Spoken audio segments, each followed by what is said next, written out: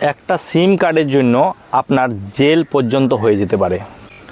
তাই আজকে দেখে রাখুন আপনার আধার কার্ডটা দিয়ে কতগুলো সিম কার্ড বর্তমানে অ্যাক্টিভ আছে।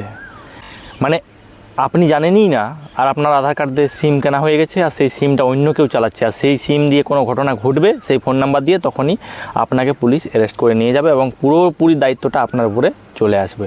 যার জন্য আজকে দেখে রাখুন আপনার কতগুলো সিম অ্যাক্টিভেট আছে, আর যদি অন্য কোনো সিম অ্যাক্টিভেট আছে যেটা আপনার কাছে নেই, তাহলে সেটা কিভাবে বন্ধ করবেন তাহলে দেখে রাখুন। আর ভিডিওটাকে সবার কাছে পৌঁছে দেবেন যাতে কেউ এই ধরনের অসুবিধায় না পড়ে। দেখুন, আপনার ফোনে গুগলটা ওপেন করে সঞ্চার সাথী লিখে সার্চ করবেন। প্রথমে যে ওয়েবসাইটটা আসবে এটাতে ক্লিক করবেন। তারপরে এখানে দেখুন গভর্নমেন্ট ওয়েবসাইট খুলে যাবে, একটু নিচের দিকে আসবেন।